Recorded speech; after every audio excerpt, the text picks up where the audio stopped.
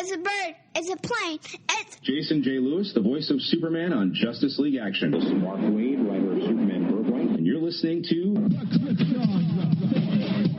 the All Things Kryptonian podcast, including Superman and Supergirl. We discuss games, movies, cartoons, TV shows, and comics. Find us on Facebook, Instagram, YouTube, and Twitter. Welcome to the Krypton Report, episode number 247. Today's episode is brought to you by Kellogg's, because don't you forget that back in the 50s, old Clark Kent would wake up and have breakfast with Jimmy Olsen, because it wasn't weird that Jimmy came by for breakfast, but if he had breakfast with Lois, that raised questions. Thank you, 1950s America and Kellogg's. But really, we're not sponsored by Kellogg's. That'd be pretty sweet because I like cereal. They're great! I kind of prefer to be sponsored by like Coke, maybe Cherry Coke, would be kind of dope, but whatever. It's cool. We'll take sponsors. But anyways, let's get going today. I have with me the voice of Tony the Tiger, Bryan. I'm adequate. And also the muscles that can talk for themselves, James. Yo. It's just like a muscle grew, and then another muscle grew. You can. And then they started going, yeah. And then, of course, you have me, myself, the Superman of Blue, with, as I've been told earlier today, I have lovely eyes and red cheeks, Tyler. So. What the Who heck? told you that today? My cheeks were admired by Charlie and Phil, okay? I'm just saying. I heard Phil say you had boyish good looks last night. I do. Talking Long Halloween. I do. He does. He really does. So That's why he has the beard, so that way, he looks like his age. Is there something you need to tell us about you and Phil there? We're brothers from another mother. But not like Superman. Oh, because they have the same mother and different dads, but still different. I still don't get it. I still don't understand it. Yeah, we're going to get there. So let's talk real quick a couple of things here. One, I do want to let all of our listeners know that recently, that dropped on our YouTube, you can hear Bryan and I discuss the 10-year anniversary of the Green Lantern movie. So that was pretty cool. And it's on YouTube, as well as our review of The Long Halloween Part 1. So check out our YouTube. We're putting stuff up there that's not going to be on the main feed. So check that out. Also, check out our Twitter, because I want to really get these two hashtags moving. I want HBO Max to restore Superboy and to restore the Adventures of Superman, because those are two shows that I'm missing that were on DC Universe. And I don't mind, HBO Max, but I really wish they would add the legacy stuff, because that's what made DC Universe so rich, was a lot of the legacy and history of these characters that caused the issue. So that's kind of that. For sure. I support this. The other thing, before we get into like news stuff, was I watched The Flash this week, and this is not really a spoiler or anything. It's not. There's a quick scene where Chester has on his computer a map of like the U.S., and it's like it shows where the cities are, and it has Metropolis kind of up in that New York type area. It's always interesting to see where they place cities. That's like awesome. In the map. So I'm glad now that we've got Superman that they actually have Metropolis on the map, because they just avoided Gotham and Metropolis as much as possible. But then somehow Oliver always knew about Gotham, and it was like this big deal. And the only thing they ever mentioned once in a while was Bloodhaven, like twice. Yeah. And that was like in what, season 2? Season 1? I think so, yes. Or very early on. 1 or 2. Yeah. So, all right. What do we got for news here? Let's see. The Suicide Squad is going to be 2 hours and 12 minutes. Of course, it's 2:12. It has a post-credit scene. Makes sense. We do know that Superman and Lois will be returning July 13th. Yes, the change from last time when IMDb told me the 27th. Fitzy Tulloch posted July 13th on her Twitter. It's on hiatus now? Yeah. Oh, well, yeah, I bought the whole season on iTunes, and I don't get that tidbits at the end of the episode. Well, I don't either because I watch them on iTunes. I just follow the Twitter accounts. And the other thing was we talked about it before was you're better than me. I get it. Okay. Yeah, I know. But I watch them. I watch them live when I can, and then I get up early and I watch it before I go to work on my Prime. But they gave us the finale date, and we know there's 15 episodes, and this was episode 11, and we still have all of July, and then pretty much most of August. Yeah. So I was like, okay, they're going to go on a break for a little bit because they only have now 4 episodes left and like 6 weeks. So, but that episode's supposed to be the Diggle episode, right? Yes. So, I wonder if it's the one he directed. No, he directed Man of Steel. Oh yeah, that's right. He directed one, and he's going to be in another. Yeah. Yes, that is correct. And let's see. We got comic book guy in the house. the funny thing here. You see, James. You know, we went into this Superman show thinking that it could possibly be the worst Superman show ever, and we were wrong. Okay, you went into. Well, that was comic book guy. That was his opinion going into the show. Not Bryan, comic book guy from The Simpsons. Just to clear that up. Listen. Tyler, up until this show, was not delivering at full capacity his Superman and Clark abilities, you see. And Supergirl has kind of gone downhill, you see. And I admit when I was wrong. And it is not the worst show ever. Yeah. In fact, it may be the best. Yeah, and I'll tell you why. And I stated this last time, but I actually got into a discussion with Phil and Connor because certain things that Connor over at Last Sons was talking about, kind of upset about. And we were talking, I said, this show, and I've said this multiple times, is Superman's greatest hits. They've taken everything that has worked from Lois and Clark, from Smallville, from Man of Steel, and the Christopher Reeves era. They've taken all of that's work that people like, and they've put it together. And it's in that they've been able to craft their Superman. And that's why it's so well loved, is they're hitting what everybody likes. They're not really trying to reinvent the wheel. It is literally every single Superman thing. You got the Fleischer cartoon. Yeah. You got a little bit of George Reeve in there. Yeah, I'm changing my voice. But that's come back to us, Bryan. That's why they get paid the big bucks to maintain that. Absolutely. But yeah, I mean, it's more than Superman's greatest hits.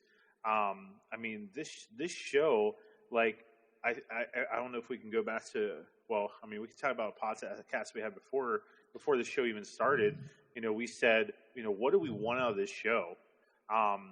And we all agreed that we want something different. We want to see Superman in a new light. We want to see something we've never seen before. And not only this show giving us things we've never seen before, him as a father, him more as a husband, him having to juggle all these aspects of his life, but we're still seeing that classic stuff as we saw in this episode, the classic origin things, the love story, and I just love this show so much. And I'm a big critic of Superman sometimes, because I just love confrontation. But It's true, people. I just love this show. I just wanted to say really quick that I'm drinking this tea that my beautiful wife made me from my amazing good friend Bryan, from the mug that he bought me. So just want to throw that out there, my Superman dad mug. So just wanted to, right there. It's funny though, we talk about like you bring up like all the stuff that Superman tends to balance in stories, Metropolis, his identity, this and that. it's funny because they actually cut a lot of that out because they live in Smallville and he doesn't work at the paper. Yeah, I mean, they moved him along in his life. So real quick, last couple news things, and we'll move on to the actual show discussion. But the Snyder Cut is receiving the U.S. home distribution on September 7th, physical copies. Physical media. So it's crazy because I bought my 4K through Amazon UK. I bought my Blu-ray through Amazon UK. And Because I'm going to buy my Blu-ray through Amazon UK and not tell my wife about it. I just, my thing was James and I are always big on physical media. I wanted to have my own copy to save in a vault to be like, this movie exists and lives. Because the thing is, we know with digital files, they can always change up, edit, take out. We've seen that constantly with Star Wars, our digital copies and streaming services. I wanted my own physical copy, and they had not announced anything for the States. So, I mean, we knew it was coming. We knew they were driving those subscriptions to HBO Max. It's coming out just 3 months before the holidays. It's a good time. It's a business release. They're doing what they're doing, but I'm getting the 4K for when it releases in America, and I will be able to watch it in 4K once I upgrade.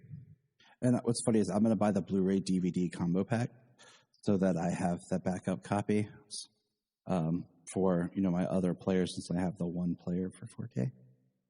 Right, makes so sense. I can watch it other rooms in the house. Well, that's why I bought the regular Blu-ray, because I can watch it as soon as it arrives. The 4K can sit on my shelf and just look beautiful amongst the other 3 Zack Snyder DCEU films. And they are releasing, did you see, you can buy the trilogy pack where it's Man of Steel. Looks awesome. Yeah, it's Man of Steel, the extended cut of BVS, and then Zack Snyder's Ultimate Edition. Yep. I kind of wonder why he's not okay, I have a director's cut for Man of Steel, let's just put that in there. But it just feels like that one's pretty locked in.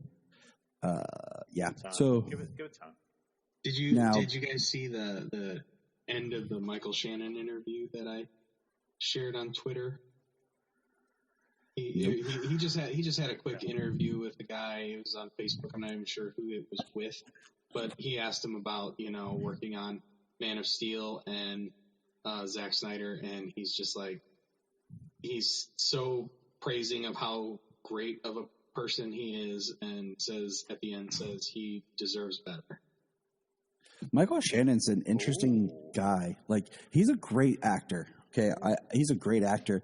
But what's funny is I remember listening to him talk, and he's he's not a huge tech person. He's like, I have a flip phone. He's like, I don't care. Yeah, he doesn't. I think his name on that was actually his daughter's iPad or his wife's iPad. It wasn't his name. It was something bad. It was a woman's name. It's just funny to listen to him talk because he's very humble, down to earth person, and very yeah, it was kind of like a job. He don't get into a lot of the whole fandom stuff as much, but he's just an amazing actor. And then Madame Xanadu series that I guess was announced today. I missed that, and James caught that, so that could be kind of interesting. Just because saw that a Variety article was shared. Madame Xanadu on HBO Max in development by Bad Robot. Is it live action or animation? It looked like it was going to be live action. That's interesting. Because to me, Madame Xanadu just falls into that Justice League Dark category. Well, Bad Robot is the people who are working on the Justice League Dark for HBO Max, are they not? It could lead into it. Because weren't they looking for weren't they looking for Xanadu in the Justice League movie? It was when they were kind of doing the Justice League Dark animated movie. Weren't they kind of looking for Xanadu in the story. Like, I mean, I know she was part of the team. You know, that's why she's looking for her. I know, but like, anyway, I think it could lead into the show. Like, it just kind of makes me like, which one will come first? You know, like they'll say that this one will come first or that one, but sure. will it really? You know? Well, I mean, they could. I mean, the Swamp Thing show is canon, according to CW Universe with Crisis on Infinite Earths. So all you have to do is, you know, pull in Xanadu into the universe, and then bada bing, bada boom. You have the makings of a. Well, she was Yeah, she was in the Swamp Thing show. Yes, she was. I need to go back and rewatch it. Like I have it on home media, but it's packed up right now for the move, and it's not streaming. Was on that show. What the hell am I doing? She was on that show. It's not streaming on HBO, which is a travesty. But Hold on, I'll give you the answer. I'm sorry, guys. I kind of zoned out for a second. I was looking at a steelbook version of the Snyder Cut. Yeah, I know. I'm a horrible person. It's okay. We let it slide. I got distracted. I saw a Snyder Cut steelbook. You know, I got distracted. I was trying to figure out how much it was costing, and then it started looking like it was a German version, and the Region B, which I don't know if it'll work. But moving on. Yay, Superman's the greatest. Yeah, He is. Who said that? But yeah, that's all the news. Oh wait, there's one more thing, and I take this with a grain of salt. I'm not going to overthink it because it feels like I've heard them say this before, but the only difference now is just there's another person that's been added to the conversation, and Michael Rosenbaum and Tom Welling want to push for a Smallville animated series. Like, I don't know if it's going to be exactly a continuation or what their goal is, but Let's do this. That would I be say cool. stop holding on to the past. I mean, it would be cool, but you know, it's one of those things that why? Because you know, Smallville as DC taught you nothing. Like people latch on and they never let go. I'm the main guy that's always stuck in the past. I know. I'm the one that's always like. I know. It was very funny. We got that. Oh, thanks guys. it's just Guys. you know, Well, you have. I mean, but I did finally say, you know what, guys? Trunks on a live action Superman does look silly. You heard me say it. Yeah, we did. I finally said yes. it. I finally admitted it. And yeah, you had your victory. You're welcome. You know. It's funny because we were talking about like finding the right color combination of the right blue with the right red seems to be the hardest part. I think the blue has to be a little bit brighter and the red has to be a little bit darker, like you said, Brian, so that you don't just like zoom. Yeah, but it also, yeah, you know what I mean. it's also like how they, if you watch where there are trunks, we'll say recently the scenes in this episode, and then the Brandon Kingdom Routh Come. and Kingdom Come in Crisis. Yes, that it's a lot of waist up shots. You know, like there are wider shots or whatever, just for those quick, like, oh, cool type scenes. But then you do film a lot of more just waist up for most of it, where you're not really seeing it. But yeah, I mean, that's kind of been my thing has been in the comics. It's fine, but live action, I just feel like you got to kind of get past it because we've always had the conversation like. Batman left his live-action Trunks behind back in the 80s, and nobody cares. But for Superman, it's like you have to have it for everything. Yeah, Dude, he left it back in the 60s. Like I mean, so Ben Affleck's Batman, there you can kind of see like a fade in the gray, like in like gray and like it almost can look like he's wearing trunks in one of the suits, but the only live action Batman that's wore trunks, as far as I know, is Adam West. Well, you go back to Lewis Wilson And touche. always, Yeah, good point. Yeah. I always forget the other guy, but after West, they were gone. Yeah, you're right. With Ralph's Kingdom Come suit, he's got a black belt with a gold buckle, and the red is the same as his emblem and his cape and his boots, and with the Fleischer, and then the black just looks really good. And then with the Fleischer one that Tyler wears, I noticed the belt is red with the red buckle, and it hardly stands out from the rest of the trunks. But the red in the trunks matches boots, matches the cape, matches the red on the S. And his is a lighter blue, and the red is lighter. It's a brighter red, but when you look at things like Dean Cain, his was a darker blue, but man, those trunks were red. Mm-hmm. And the boot was a different red. Yeah. Exactly. Yeah.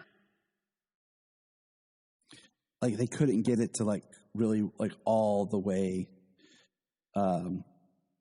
work, and that's why it worked for Chris at the time too, because his was also a brighter blue with a brighter red, so they kind of flowed, and it wasn't as bright and pop as it does nowadays. So the blue and the red and the material, it was flat. The colors were flat, and they went together. And you weren't dealing with HD 4K, back in the 70s, where the colors pop more, and that's why Reeves' suit blends a little bit better. Same with George's, you're totally right. But it's either they both have to be bright, or they both have to be or they have to be a real dark. It's tough. But I'm watching Dean Cain in season 2 of Superman or Lois and Clark. Sorry. Nope, it's all good. The suit looks better, but man, if he gets knocked over in a fight, and he's just laying there, that's when you can really notice, when he's trying to get up, and it just looks like he's wearing a diaper. It doesn't work for our boy. The other thing that you said right there, James, you were talking that I hadn't considered, and Bryan kind of started this conversation when we started this whole thing, was the yellow belt and how striking that is. That you gotta have the belt, baby. But think, the Tyler Fleischer suit and the Brandon suit both utilize black belts. And that helps. I'm trying to pull up all the suits I can. What, you don't have a copy of my giant PDF I made when we did our episode all about all the suits? Bro, what? Oh my God, Bryan. How could you? Listen. We're done with you, man. Tyler and James, wow. I got this new computer set up. I can't figure it out. Wife set it up. I mean, come on. I'm working here. Okay, wow. We forgive you, Christopher Walken. You're good. Could you imagine if I would have played Brainiac? I mean, wow. Kal-El in my ship. Wow. But think about just the time frame. I always think about that, when he would have played, it would have been really interesting. So I don't know. It would have been interesting. It would have been legendary. It would have been amazing. It would have been probably you want to say that it probably would have been bad. But dude, I'd be down for it now if they cast him, because everything's CGI. So all he needs to do is be the voice and maybe the face, motion capture face. Great. He could do that now, dude, and it'd be fantastic. I have the city of Kandor right here, Superman. Your Kryptonian heritage means absolute shit to me. I think we would lose some of his physical idiosyncrasies through that performance, but it would still be great. I mean, yeah. You couldn't see Brainiac shrugging his shoulders and getting his hands out there like Christopher Walken does when he talks, you know? It wouldn't work for Brainiac. I'm sorry. I'm going to trend on Twitter tonight, walking for Brainiac, man. Like, I want it to happen. So. And then one last thing I just wanted to throw in there, and we don't have to talk about, just because we love Henry Cavill.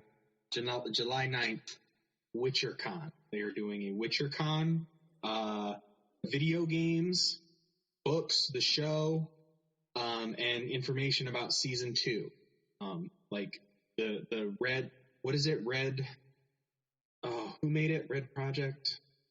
So the developers, they're going to be there. They're going to be doing the whole thing. So they're going to be Red Project, the company that can get Witcher right, but they can't do Cyberpunk. These are true statements. They're verified. I haven't played Cyberpunk since it came out, and everything that happened. I was like, well, I think I can wait on that a while. Cyberpunk is the Joss Whedon Justice League of video games. Wow. That is not a praising statement. No. Now, if you would have said that Joss Whedon, Avengers, people are like, yeah, but all right, guys, let's take a quick break, and we'll be back with Superman and Lois. This is Dan Jurgens, and if you want to have a good time, keep listening to the Krypton Report. If you want to help out this show and any other show on Southgate Media Group, and you really don't have the extra money to do so, check this out. Go to southgatemediagroup.com. At the top, there's a link to Amazon. Click that, log into your Amazon, shop and buy like normal, and part of the money that you spend comes back to us to help us with our podcasts. Hello, everybody. I just want to let you know that Southgate Media Group has its own Patreon.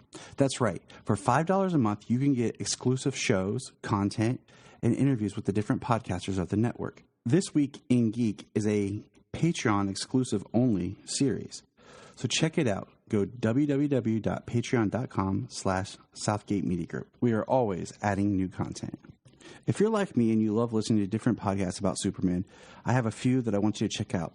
Some of my favorites are The Last Sons of Krypton. Connor and Ray are always reviewing different books, and it's really nice and refreshing to kind of dig back into older stuff. The Aspiring Kryptonian, Tasman and her team are always finding interesting people to interview. Digging for Kryptonite has become one of my favorite ones to listen to, as Anthony digs into different eras of the character. There's always the Always Hold On to Smallville, which I've guested on before, if you're wanting to step back into that nostalgia realm. So check out all these, and there are many, many more. So check out our Twitter, because we're constantly finding new podcasts that inspire and bring hope to everyone around. And we're back. So this week, we are talking about Season 1, Episode 11. I'm going to give a quick description of the episode before we get into the breakdown here. I always love these. What is that title there? Hold on. That's why I'm saying, hold on. We're going to get to the title. It's one of the best. It's one of the best titles ever. Clark makes a startling discovery about Morgan Edge. I hate short titles like that, because that's the stuff where every episode. But I like this one better. In the past, Clark travels to Metropolis, meets Lois. They marry and have children. However, he discovers that his reminiscence are a ploy by his worst enemy to learn his weakness and force him to submit. Meanwhile, the Kent and Cushing families recover after it's revealed that Morgan used Smallville as a base for his operation. And the episode title, allow me to clear my throat, is A Brief Reminiscence in Between Cataclysmic Events. The title of this sounds like an Under Oath song. If anyone ever listened to Under Oath, I didn't really get into them, but did. They always had those it's a dangerous business going outside your front door. These really long, and as soon as I read it, I was like, when the sun sleeps. I was like, I read that and I was like, oh, that sounds like an Under Oath song. But that is a mouthful of a title. It's like, I don't know. It's like that store in town that serves beer and it just says beer. You can't get more descriptive of what this is. Boom. The title told you what this episode was about. Yeah, I mean, I loved it. At least for the most part, yeah. I loved it, but it was just hilarious. Oh, I loved it too.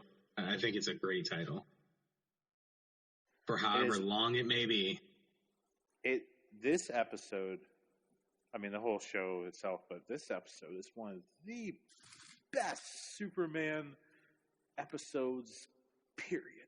Yeah, I like the episode as much, if not more, than I like the title of the episode. Wow. I'm gonna have to practice voices and just keep this rolling. You know what I liked a lot about this episode was one of the small complaints I had about the show so far was I loved what Tyler was doing as Clark and Superman, but you have so many side characters in this, like with the whole with the boys and everything, that we weren't getting enough of him for me. And this episode really was him. Like, this was where we got a lot from him. Right. And we also, like, I mean, I remember complaining because, I complain about everything, but watching that first episode and him doing that, like, recap of his life up until that moment, especially when we saw him in that, the Fleischer suit, I said, man, I would have liked, I want to see a little bit more time of him in that suit. I would like to see more of how him and this Lois met. And just a little bit more of that story. But I didn't want too much because we know the Superman origin story. I mean, like Spider-Man, like we see it every 5 seconds. But this little backstory, Superman origin story, was done so well. It showed you all you need to see. All the new things they kind of like put in there was everything that you needed. There was no time. There was no extra stuff put in that was just filler or stuff you already.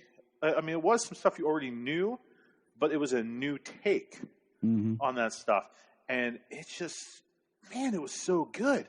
Just I gotta say, I love how this show does heat vision.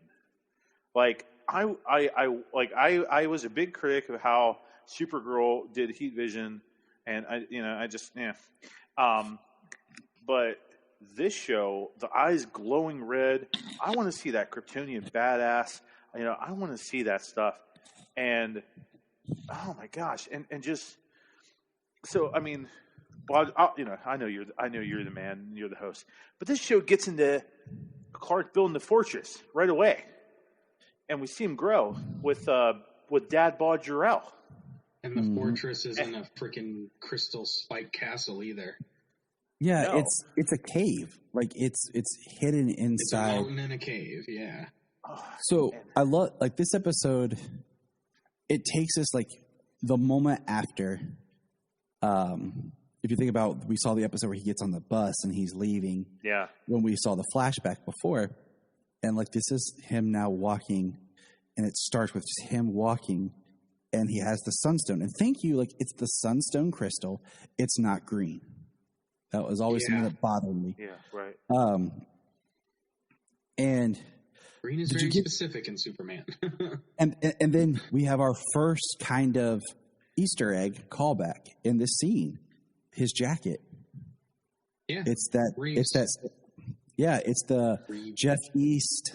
That's also done in kind of the Snyderverse, and another way the black and red kind of flannel jacket, which my children own a fleece flannel jacket, very similar to that. Excellent. And here's something. Okay, so he goes and he builds the fortress. Okay, and it's cool. Like it's not an ice castle. And when he meets Jor-El, and what I like is this Jor-El. I like. I'm not 100% sold on the actor, but the interpretation of Jor-El, I like. Yeah, his dialogue, the way he was written. Because he looks like every man, like he looks like he's got that dad bod, like To me, he sounds like he's his hologram is an interpretation of himself, and he would have been a good father. Yes. Yeah. Yeah. I mean, I mean, it's, yeah. He was, he would have been a good father, Not like, what, I had a couple beers, I just didn't get to finish the shit for your mom, dude. We see another hologram dad in this episode, and that was. Oh my gosh, yes. I'm watching it. Jen's like, who the hell is that? I'm like, it's almost Lord of the Rings reject. I don't know. It's kind of, it's not exactly bookended, but it has that feeling of like where you start with the one and you end with the other. Yeah. But like, it's just like I said, the actor, sometimes it seems like he's trying to hide his accent a little bit more when he's speaking.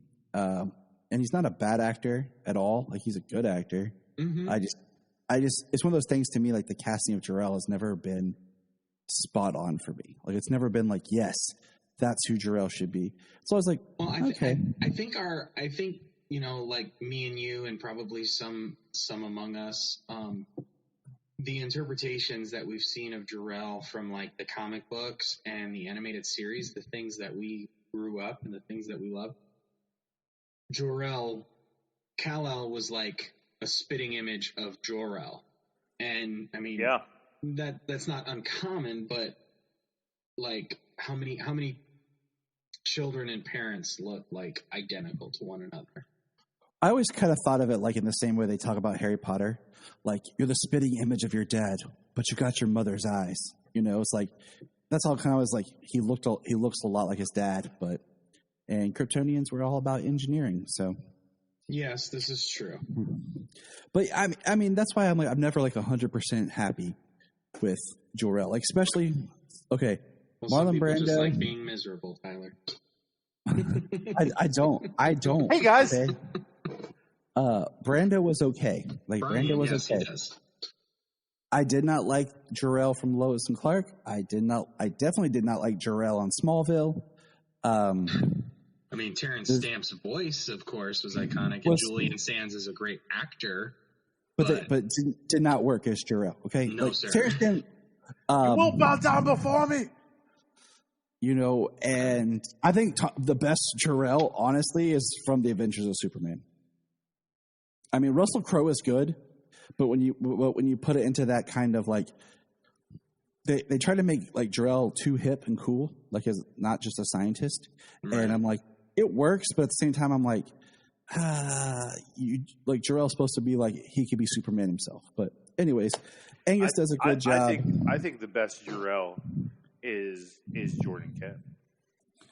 Yeah, I like that. That was good. What was really cool, coming up next here, we got the discussion from Jor-El and talking to Clark, talking to Kal-El, and what we get is, not quite a training montage or anything. He's just kind of running, but the dialogue we get from Jor-El really says it all, and it kind of gives us like this reason why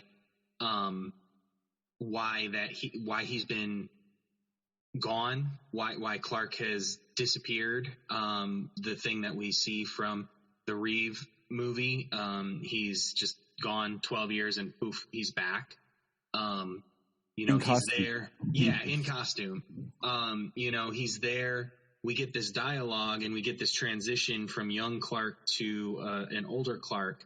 So how great is that transition? Yeah, that transition is awesome. So good. He's trained, and then Jor-El also says, rejoin society and understand why you want to be their savior. Thank you. And then he goes back home, and he goes back home to his mother, and he wants to kind of jump back into his life, but his life is different because he's been gone. So I love that Jor-El was like, and I think why you wish to help them. Yeah, there's so much in this episode. So great. Open your heart, and why you wish. He says like to be their champion. Like yes, it's not like the direct. I've sent you here for a reason. Do this. Like he's telling him, find out for yourself why you want to do these things.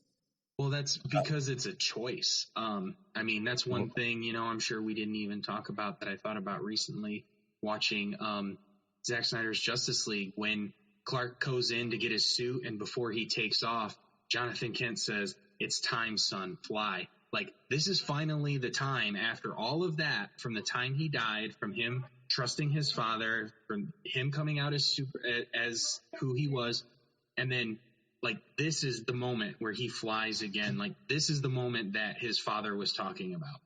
Right. This is the Man of Steel. That is the moment.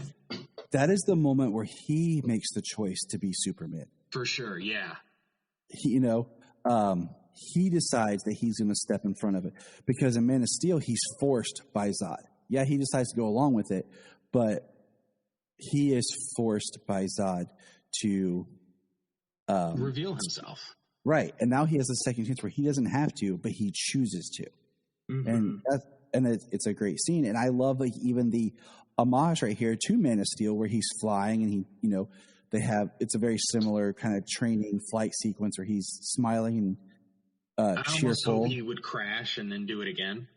And I like that. And that goes back to their mixing and blending the elements. But my question was, how many years do you think he was gone? Because, his mom just says you've been gone a long time. When he returns home, it's 2004. So I think, okay, I think he's been gone probably about, I'd say he's been gone probably about 7 years. I'd say at least 7 years. Because after her and Clark split, Kyle was Lana's high school sweetheart after Clark. So, like, how many years? I mean, it could just be like 4 years, if that. My thought was about 4 to 5, because it puts him returning about 2004. I forget when they said in this when he came to Earth, because I think they did, but there's a line later from Morgan Edge where, when I watched it, it sounded like he said 97, but my subtitle said 87, and I'm pretty sure it should have been 97.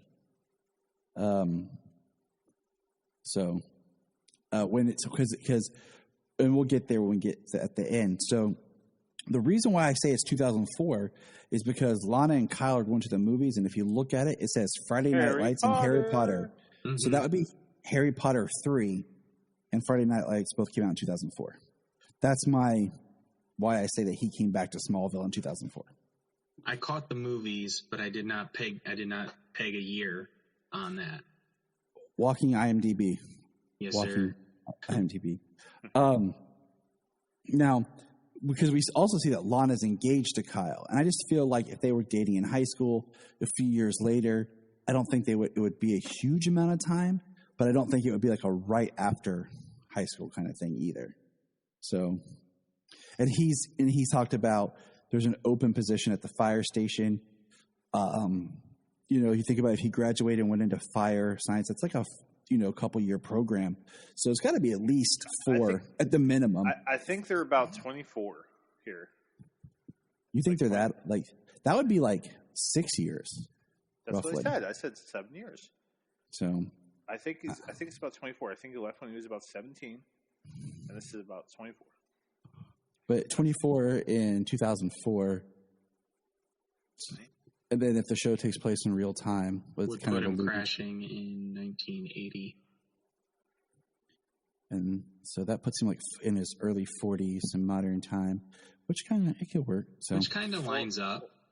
Yeah, I mean it works with having what are they, 15, 16-year-old boys? What was their birthday at the beginning of the season?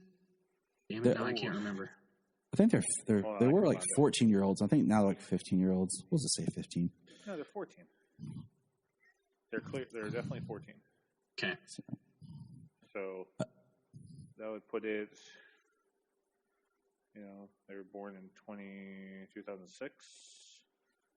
So yeah, that would work if you think about how he meets Lois, and she says they've been dating. It's a year after Superman comes. Superman's been out for a year. She's been dating Clark officially for like 6 months, and then you think it would line up. And can I tell you how much because we see him fly up, we see the shirt rip, we see him save the green PT Cruiser. Thanks, my mom made it. And we see him change back into the phone booth and then get the job at the planet, and then we see the pilot part where he meets Lois. And can I say how much I loved the way that they did the relationship here? She has no freaking interest in Superman. Yes. I loved it. And she's dating Clark, and she loves Clark, and she has no interest in Superman. I literally clapped and said yes. I loved it. And the way that Tyler plays Clark, like, you know, some people might say he's doing Christopher Reeves. He's being bumbly and stuff. No, that's him. He's Clark. That's him. He's that type of person. But he's not a bumbling idiot. You know, he might be just a little bit clumsy, but he's also so genuine and so good. And that's where some of that stuff comes through. I think, you know, like, I look he's at still a small town guy in a big city. Right. His clumsiness thinks about, like, you ever think about, like, when you're really energetic and you're trying to move, but you're trying to hold back, you kind of like, your steps might be a little off or whatever because you're like moving, but you're trying not to move. And I think back to his appearance on Supergirl when they get off the elevator and he kind of bumps the person when he gets out of the elevator. And James says to him, like, man, you really got the clumsy thing down. He's like, no, that was just me. Like, you know, he's saying like this, you know, about himself. And I going back just a step is with Martha making him the suit. I love that she said, I had a dream of you flying. Like, not as the boy, but like as the man. So I made this. That's the part I'm watching right now, and he's really like that. Like, as that idea that Martha was like in tune. And then she says, I think it needs something for the chest, and he knows what. Exactly. You know, and I love how they show more, you know, from that opening. Like, the montage we got at the beginning of the pilot is giving us more here. You know, like you said, he changes in the phone booth, which is great. Like, it would not be one of those things I want to see every time, but it was a nice nod. And I love when he pops out and he's like, wait, what happened? And she's questioning the lady. And she's like, this guy saved a car. What do you look like? You know, and they're like, I don't know. No one saw. And then they say, he's doing that because he needs to know if people are recognizing him as this. Right. And she says, to know.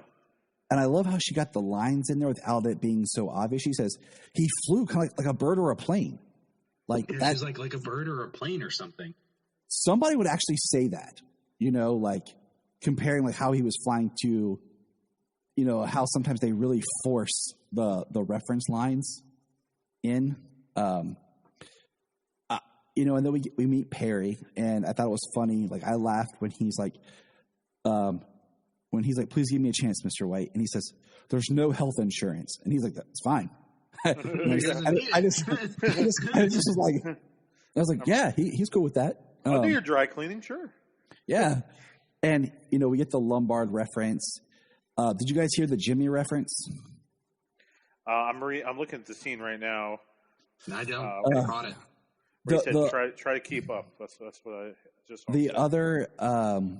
The other reporter who doesn't get a name, he says, he holds up the newspaper and they're talking about, like, they're trying to find the mystery man. He's like, Jimmy got a picture of him. And that, I mean, it's really quick. Oh, yeah, yeah. And I got it. And it's really far away, but he's like holding something flying. Yeah. Yeah. And, I remember now.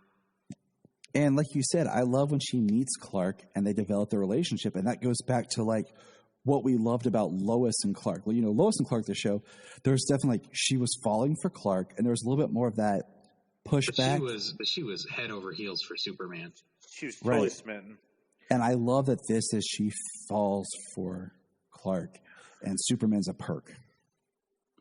Like, there's another line, and we'll get there in just a minute, that I really like, and it helps me. Once he said that line in this episode and watching the episode in this context, made me appreciate why a certain story beat has not been done. And I'll get there in just a second here. Let's see. So Clark says, did you guys get the kind of in-character reference that he's going to go home and watch Seinfeld episodes? Yes. Yeah, because that's what my Superman does. the fact that Jerry Seinfeld himself is a huge Superman fan, and then did those commercials with Superman. I didn't get that. I just love the Seinfeld reference.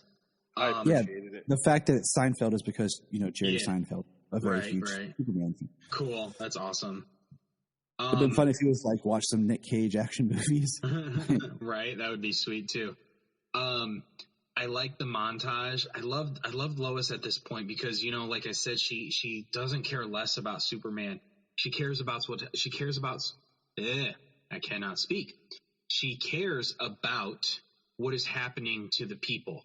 She's not worried about the flying man. She's worried about the flying man gobbling up all the stories that people aren't getting attention, and that they are tracking in the montage with them. They are tracking and following, trying to find out who this this neo-Nazi racist guy is, who is terrorizing and basically, being a modern terrorist to minorities in Metropolis. And that's what she cares about. She states, my reporting is getting buried, because Clark says, I haven't heard about this. And she says, my reporting is getting buried because everyone's drowned out by everyone's favorite Miracle Man. And that's when he's like, oh, okay. How can I help? How can I help you?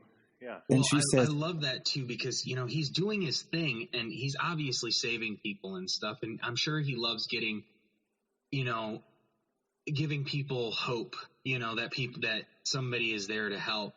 But, exactly. But how does it feel that, what he's doing, there's this problem and he didn't know anything about it? Yes. How does that make him feel? Like he needs to get to the bottom of it. And I like you said, that montage is so great of them working together, reporting. And she even says, like, I can talk to Perry to get a beat of your own. And he's like, I'd rather be here. And she has the great flirtatious line of, for the story or the company. And he's like, that's a trick question. Yeah. I'm going to go home, Lois. I feel like that's a trick question. So, man, I see this little montage of trying to get this neo-Nazi. This is him. I mean, this is him learning what's important. This is him learning how he has to attack everything. Like, it's not just stopping cars and, disasters and tornadoes. Like, this is him learning, okay, it's more than just that. It's these things about the people. It's how everything I do affects the people, affects the little man, affects everybody in the neighborhood. Like, I mean, this is like Batman in the Long Halloween realizing he has to be a detective. This is Superman knowing that I don't have to, I need to be more than the super Kryptonian. I got to be human. I got to be real. And I need to be with Lois to learn that. Yeah, 'cause I love when he looks at her and he goes, you're really good at this. When they have their whole, like, board put up and everything. And, I mean, there is evidence in the stories and in the comics that Clark, as a person, admires so much about Lois.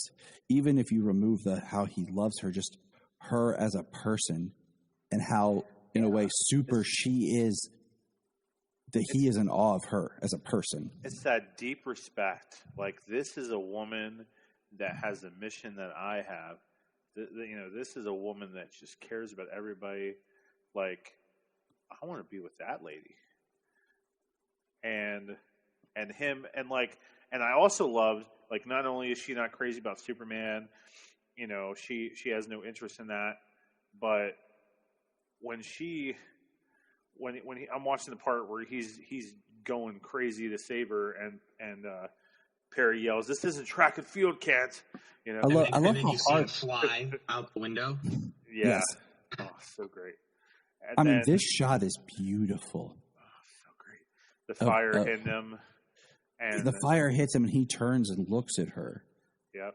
And it's like, hey, this is what I'm here for. The freeze breath, like, he puts out the fire. He just gives her a little nod, like, hey, Miss Land, this is who I am. I know you don't have a great opinion about me. You think I'm just like showing off, but this is what I'm about. I understand you now. I understand that this is the stuff I got to take care of. Right. And what I love is, so, he takes out one grenade with the heat vision. The other one he catches and it throws him back. And then Lois is the one that takes out the guy with the stun gun, That was the only thing that I was like, He caught the grenade, but it sent him flying. See, it doesn't bother me because I still think he's early in his career. Yes, it does make sense. He gets stronger as he goes. And that's kind of how I took it, like he doesn't know the explosion amount. And I mean, that's true in early Superman stories, like, I love when she's like, so what do I call you? And I like how she's on guard by him. She's not fully online with him. Gosh,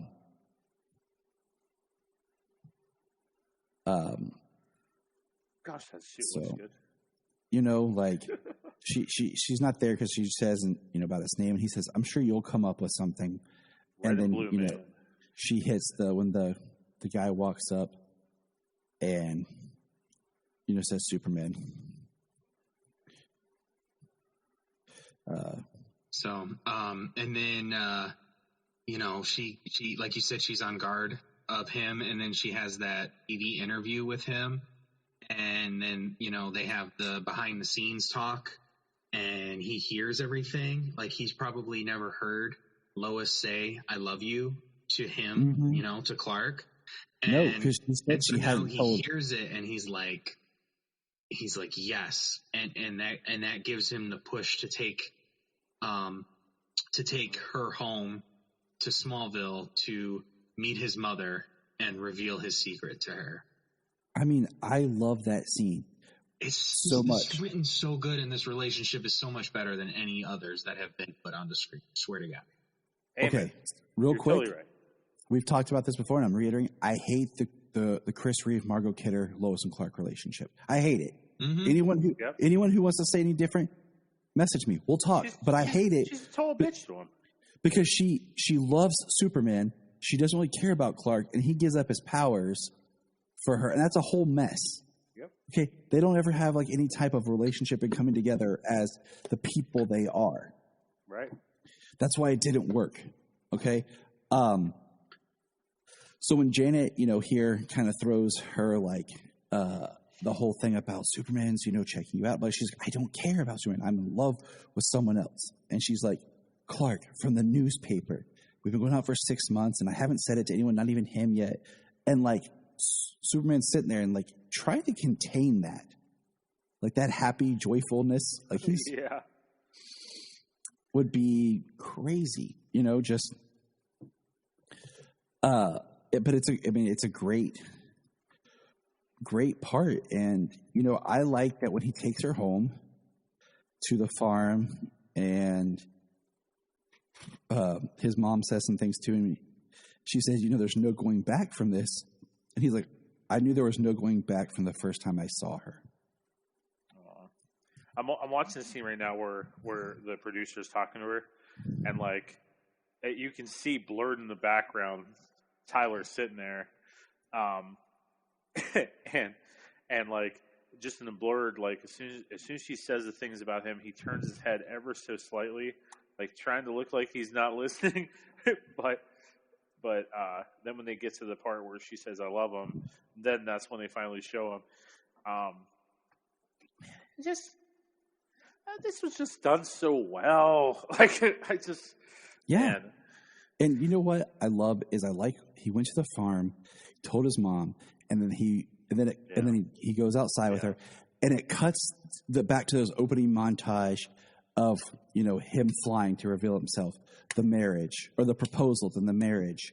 I'm glad they didn't do out the whole scene of him telling her and maybe her getting upset and kind of like drawing it out, or like, I feel like it's kind of a good beat to kind of just, okay, they move on from that. Like she's not upset or whatever. Like they could have dwelled on if they wanted to, like, if that's really like what they wanted to do with this was like, oh, she gets upset, she's mad, but I just love they kept going. And, they use those scenes. And This is the line that he says to Lois when they're kind of on their honeymoon. That is the point that I was referring to earlier about, one of the things that we've kind of said is, why did he never tell Lana or all this? Because in the comics, a lot of times, Lana's the first person he tells. And I love that he states, I kept my secret from everyone, and I realize it's for you, so we can share it and have this life together. And that line is why I'm like, okay, that's why he never told Lana. That's why he didn't tell anyone else. That is a big step and a big moment for this relationship. And, I mean, they're cementing themselves as the best Lois and Clark relationship. Oh, absolutely. 100%. And then, and then she's pregnant. And she says she wants it to be a girl, and then it's twins. And no way that she could tell that it's twin boys at this point, but she says it's twin boys. This is what I get for wanting it to be a girl. Yeah. And she's like, is this because of Superman? And I love the reference, no, my father said everything would be fine. And she states he didn't know they would be twins. And what I think is interesting about this point is right there shows you the post-crisis conception compared to the pre-crisis. And I don't know how I feel about that. Like, the pre-crisis made so much sense about him being depowered, them being on Argo so that she could be pregnant and all that. But this is like normal. And I don't know how I feel about the moment. I mean, it could work, it couldn't work, who knows. I think it kind of leans towards the story where the kids were perceived to be normal. Right. But I mean, yeah, it makes sense that if they don't have any abilities in the womb, and then further on and they don't achieve any abilities until Jordan does as a teenager, it kind of makes it that they're a bit closer. They're closer biologically that it would work, and that the kids pose no threat to Lois not being superpowered. Right. So, it does take out a small bit that is cool, but I don't know. You don't have to have. In your version of the story, you know what I'm saying? It's another interpretation. Right. Because even in the comics, they did the reason why that they got pregnant with John Kent, the current Superboy, and all that is because it was during Convergence when that city timeline was on another planet, bottled, that Clark had no powers. Yeah, every city that was bottled, anybody that had superpowers was depowered back to normal. So the vigilantes stood out at that point. In which Clark was at the time, which was interesting, for those 2 issues of Convergence, Superman. There's a lot of issues to Convergence. Yeah. Everybody had to get their own 2 to 3 issue little spinoff for every timeline. And there's pre-crisis, there was pre-infinite, there was final crisis, there was crisis, midlife crisis. That is the crisis that I've been waiting for Superman and Batman to have that they have yet to print. Midlife crisis. Midlife crisis. That yes. would be good. That would be good. We got. I don't even know. You could put so many crazy things in there. I didn't read all of them. It's like Superman, Batman Hall Pass or something. Yeah. So this is the part where Clark kind of steps outside his memories and realizes, wait a minute, this isn't real. And we find out that Talej is what I'm going to call him, okay, is talking to him. He talks about, it's great being a father. And, this is when he kind of comes to realize that, he's basically inside Clark's mind, learning his thoughts, and who he is. And he says, I wanted to find out why you would, push back, and we could, negotiate the terms of your surrender. And I like how Clark says, don't hurt them. He's like, I would never hurt infants, newborns, but teenage boys is different. And, the scientists of Terrorlock, like I said, these Kryptonian names are like writing Jedi names. Okay? I mean, and because, in a memory, Clark's talking to Jor-El, trying to tell him about the wedding, and Jor-El says, "Get out, my son, get out, go." And it's kind of him waking up to the modern time. And we have,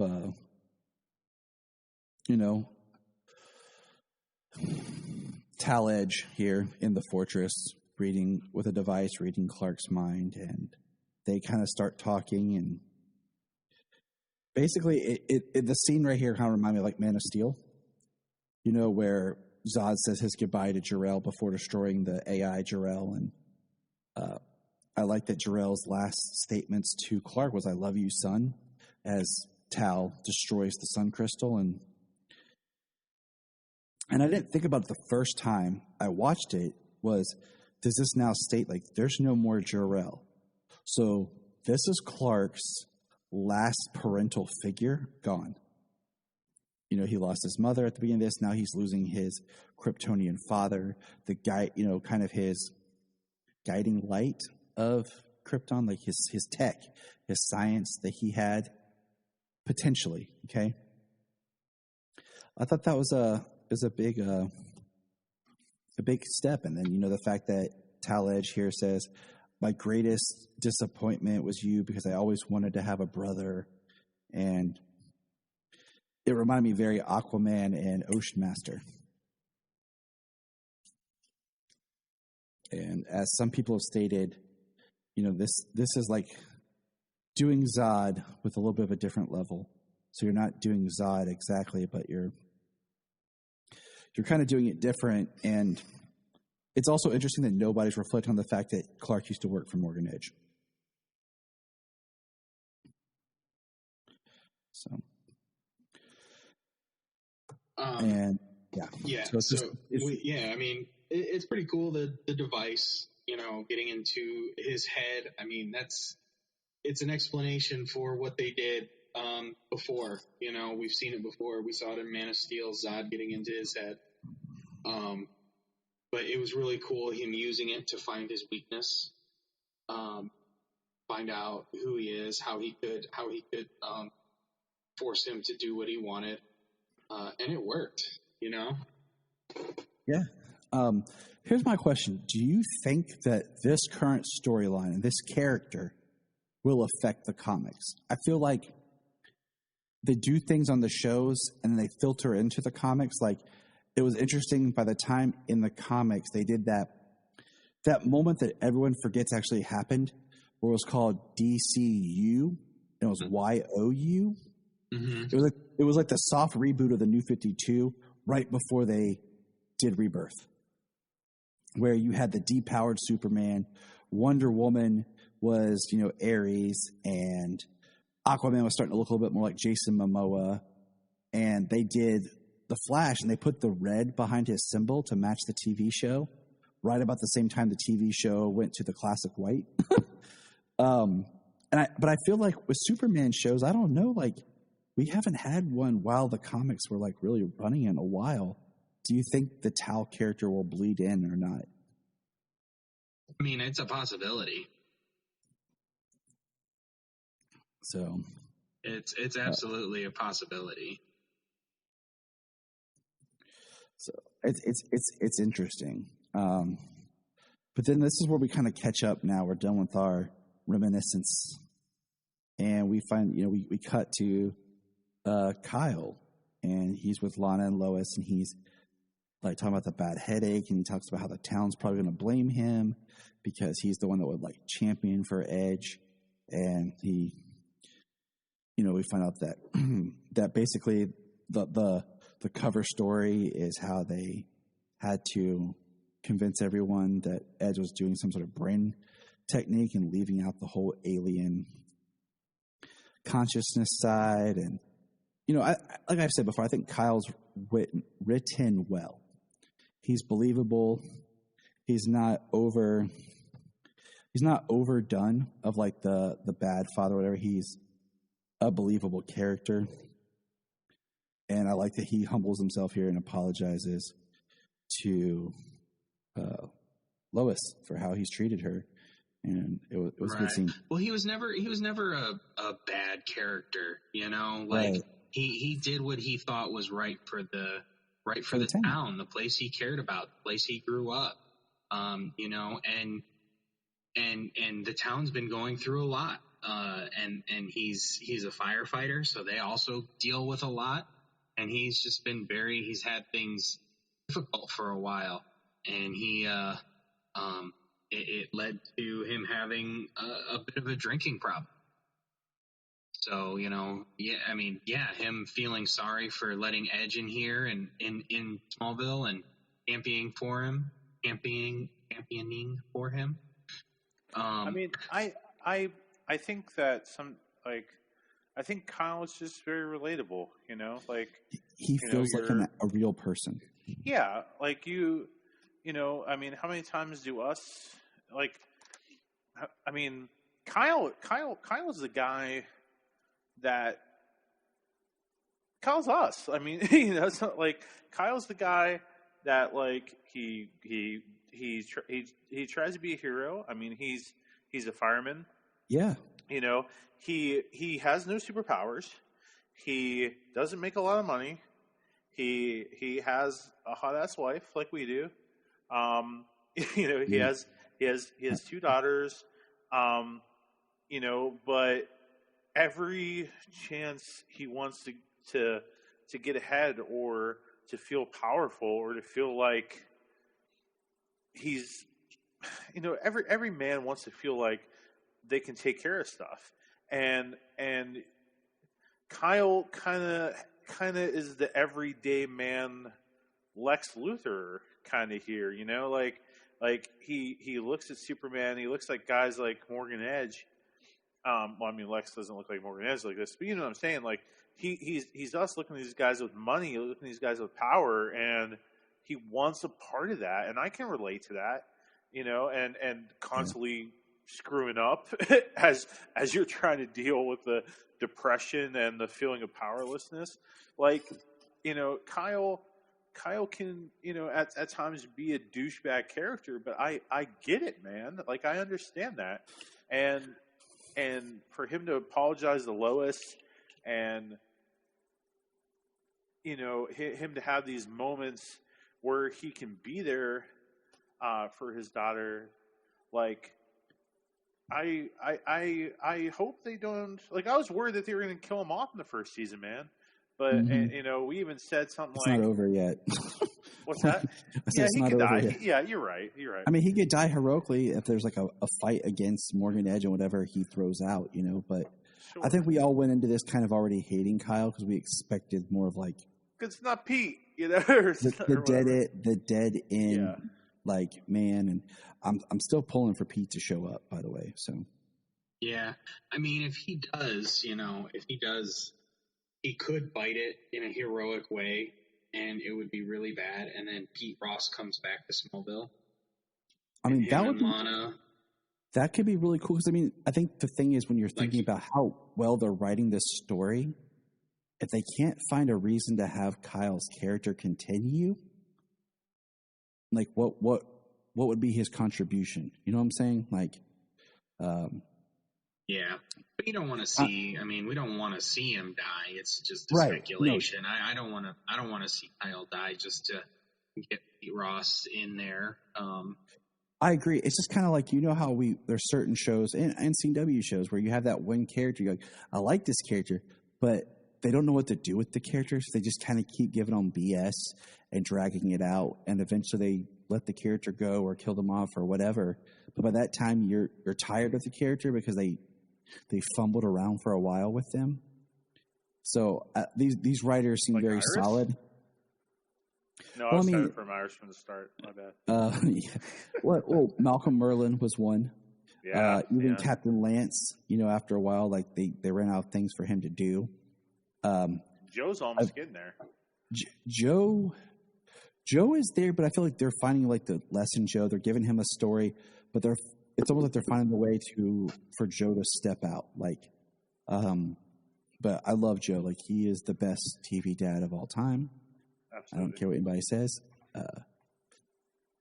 So we also, jumping back to the show where we're at, is we have the kids, John and Jordan, with Sarah talking, and this is definitely the least of the children we've ever gotten. I think John has like maybe 1-2 lines in this whole episode. He says, our grandpa's leaving. Seems like families lie to each other type thing, and and it's interesting because Jordan, speaks to Sarah, and as he's saying, I didn't want to lie or anything, she basically kisses him and says, I want to be more than friends. And I don't want to be just friends anymore. Which I love that movie. I think it's so fun. It is. It's a great Christmas movie. So yeah, I watch Just Friends all the time. And I love that, like, it kind of goes back to, remember when Lois said she'll make the call when she doesn't want to, she wants to change the relationship. Yeah. And then I love how John, get out of the room, boy. John's happy for his brother, and they're like, and then, when they're driving home and they get out of the truck, you have that line like, oh man, it's official, and Lois says, okay, now that you have a girlfriend, there's some rules that your father and I are going to have to go over with you. Now, before we go into this last part, here's something I was thinking about. We have this storyline of brothers, okay? Yes. It's interesting that Tall Edge here hasn't, maybe he will, now he knows. And it's also funny that Lois worked for Morgan Edge and probably was digging up dirt on him, but never found anything that maybe would have linked to a more mysterious path. Just thrown out there. Tall doesn't appeal to Jonathan or something. He doesn't try to sway a son or take a son. Your father and your brother have these powers. I can give these powers to you. That's what I thought they were going to do. And like I said, we still got 4 episodes, but I just was thinking about that. Like, if you're going to do these parallel type stories where you have these threads, but if they don't, that's cool too. Well, I definitely don't see that being John. I can give you these powers too. I mean, if anything, John is the more composed of the two, the better, the more honest of the two brothers. Well, that's why it would be interesting that he chooses John, thinking that he can get through, because John doesn't have powers. And Edge just wants to use him, not because he really cares or wants him to have powers or whatever, but just to get at Superman and Lois. No, he doesn't, because, we see him build his fortress out of his crystal, and his father is just an absolute dickhead.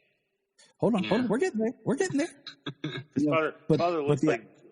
Hold on. James Don't. No, it would never look like James. You take that back, Brian. How dare you? Well, yeah. I'm done. I'm gonna go cry. Yeah.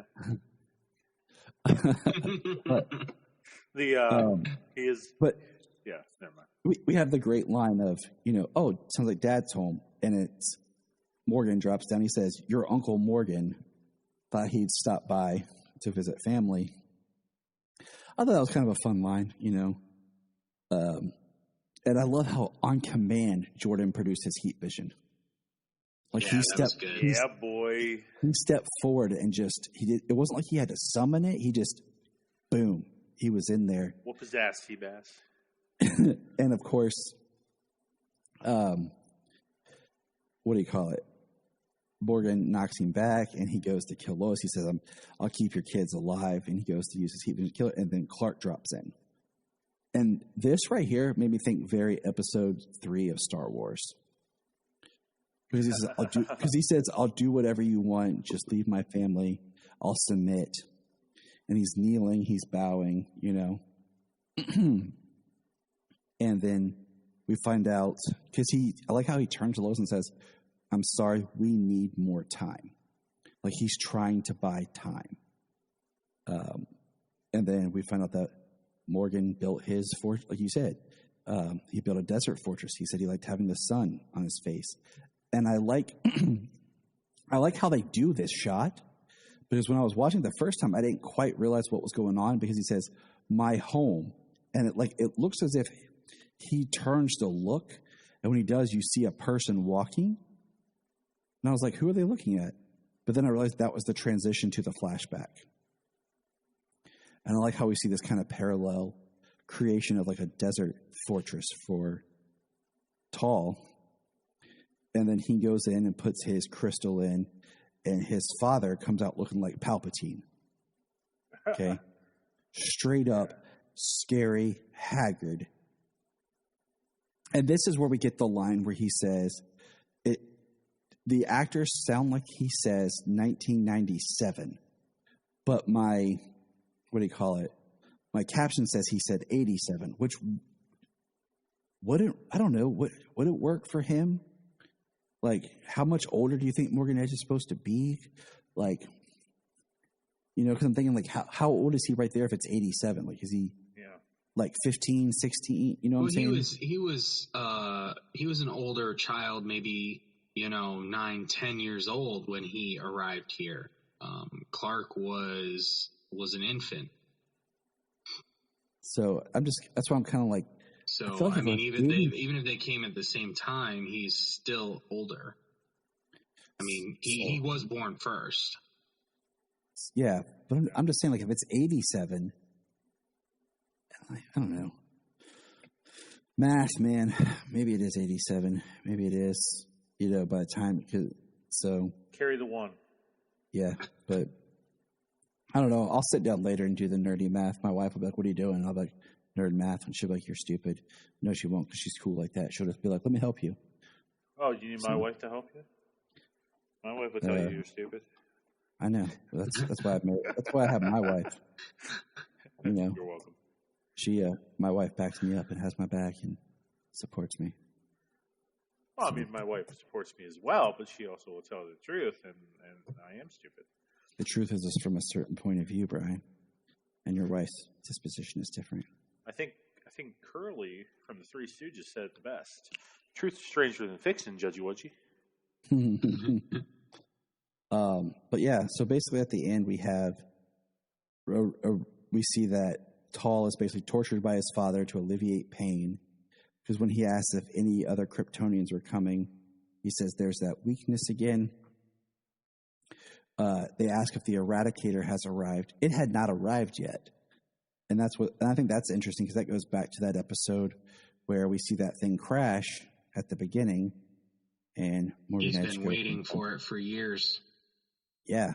And, Morgan Edge earlier said, I chose a life I wasn't hiding. I used it as a strategic advantage to rise up, while you chose a lesser self and identity. But he puts him down for coming from a small town, from embracing who he is. He puts him down for being Clark Kent, like being Clark Kent and being raised by a human and wanting to live that way is a bad thing. Yeah. That's why he's such a terrible person. And the guy who plays Zeta Rowe, his dad, he's the mayor from Sucker Punch. He's the guy smoking the cigar that the girls steal the lighter from. Nice. I did not look up. I was sure that's who it was, but I needed to verify. Yeah, he looked like he was smoking something. But then we have at the end, they basically throw the son of Jor-El under the red light that he's getting hit, much like Tao did when he was younger. He kind of wakes up with his eyes glowing red. And then we have the final scene of Lois picks up the phone and calls and says, John, it's happening just like you said. I think Superman's been turned. And like I told you in the chat, I hated that line. I believe she said, I think Superman's been turned. Yeah, she did. She? I wrote it verbatim. I watched the caption. Okay. I don't like that line because I feel like it's a little it's a little obscure. It's not just like you said, you know. Well, well, when you told me that, I said, it's the line they're using to take out an episode. It's leaving you on this dramatic ending. And, I was sure before I even watched the promo for next episode, I can't say next week because that's not when it's happening, but the next episode, she is not like going down that path like, oh, Superman's now a lost cause. She won't give up on him, and we know that's going to happen. We know that's how it's going to be. And that's exactly, that is what they show. She's, the way she's talking in the promo for the next episode, and she's talking to John Henry Irons. And, they leave us on that dramatic ending. But we know it's not like I said, she's not giving up on him, but John needs to know because he's one of the people, he fought the Kryptonians before. So he's got the advantage. I have no problem with her calling John. Like, I figured that was going to happen. Oh, absolutely. We said that way back. I just hate the you don't talk about my Superman like that. Okay. Well, she should have said, all right, you know what, John, things with me and Soup, it's not going to work out now. Exactly. Let's have a child, name her Natalie. You already know what I like. Exactly. That's my point. We can make this work. That's what her saying it's happening exactly like you said. He's like, yes, here I come. But that's just so true. All right. So, I had to explain to Solomon when this episode ended, like what the whole cliffhanger is, what, a mid-season kind of finale is. Cause I really feel like this was, probably the original, maybe mid-season finale, or the Man of Steel was. It's kind of debatable, like what the original plan was when they set this up and was working on this episode, in the initial, setup. So. The reveal, either the reveal of John being the reveal of him, or the episode where they freed him. Yeah. So that is this very lengthy episode, but it was a very good episode. Okay, yeah, she did say, John, it's happening just like you said it would, but she says, I think Superman turned. Yep, I think Superman's been turned. I don't like him turning this soon. I don't think the reasoning is good enough. I'm fine with the way they're doing it because of course you are. It's not him, like he's being forced through a technology. You know what I'm saying? He chose. No, he just goes in front of him and says, I'll do what you ask. Yeah, that makes sense because he's depowered and he's saving his family. And you know what I'm saying? And then when they take him to the other fortress, because right there, Zeta could have heat visioned all of them, killed all of them. Or not Zeta, Tau. Clark doesn't have the ability, and that's why he says, I'm trying to buy time. He's got friends.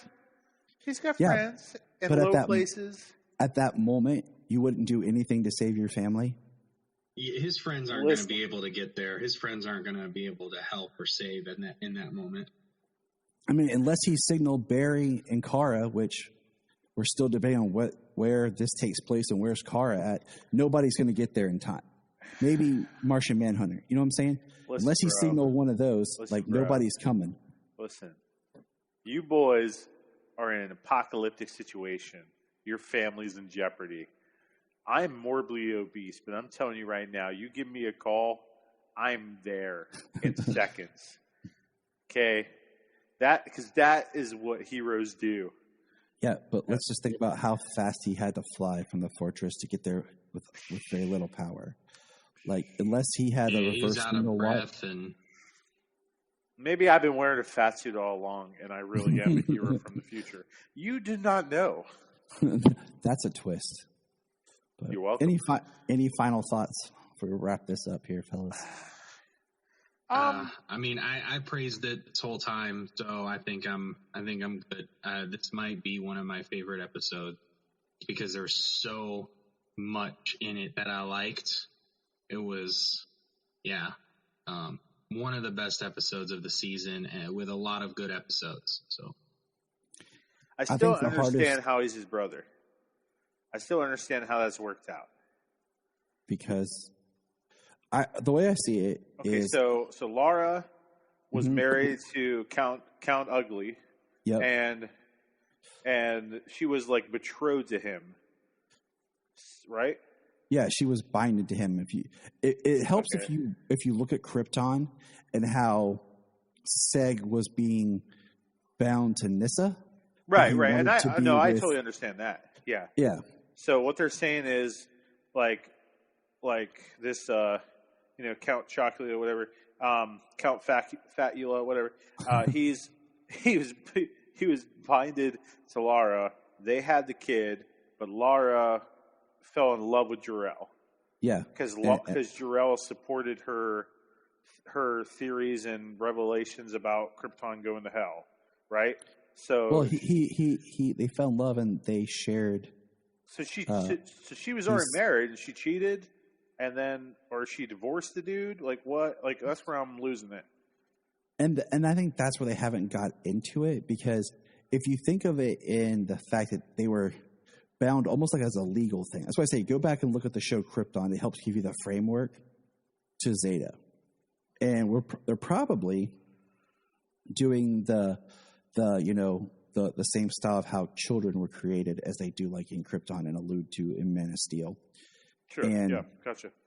And then I look at it as like she fell in love with Jor-El from a very organic point and ended it with Tau, and however the Kryptonian code would be. And then, because they say married, right? Not bound or anything like that. And then I feel like they may... Yeah, go ahead. They might still do like the kind of idea that maybe Cal, like they haven't said it, but like in my head can's kind of back to that Man of Steel type being the natural birth, a new thing for Krypton. And I just feel like they kind of are just like this. Yeah, we'll just go from there. So it's like her second marriage. Yeah, but it's her second marriage, but like the first of like actually wanting to what we would consider being married. The other was just like predetermined societal laws. Like they just randomly were like.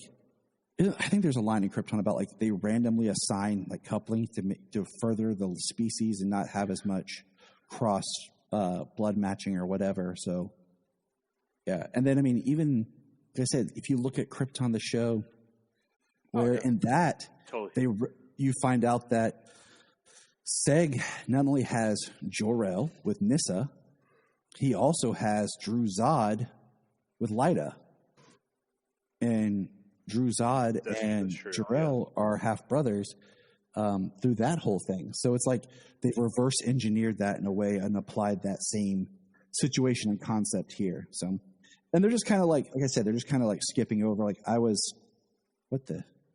James is beating something. Wow.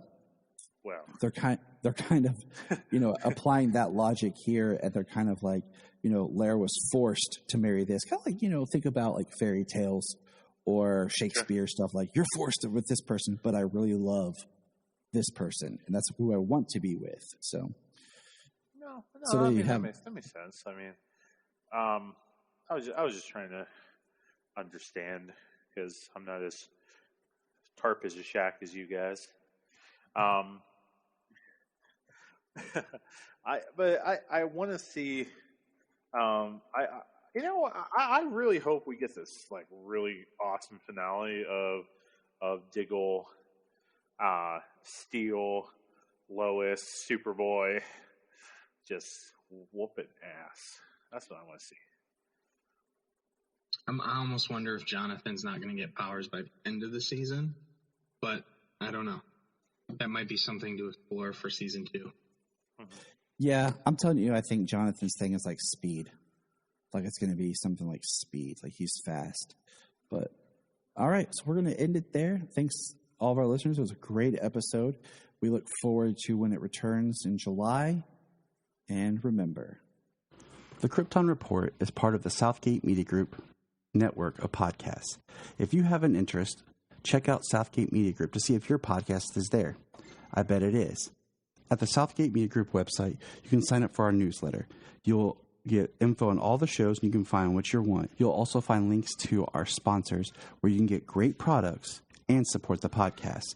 Also, our book, Pod Life, Podcasting Stories. It's a great book. Check it out. It's nice to hear where people come from and why they do what they do. And remember,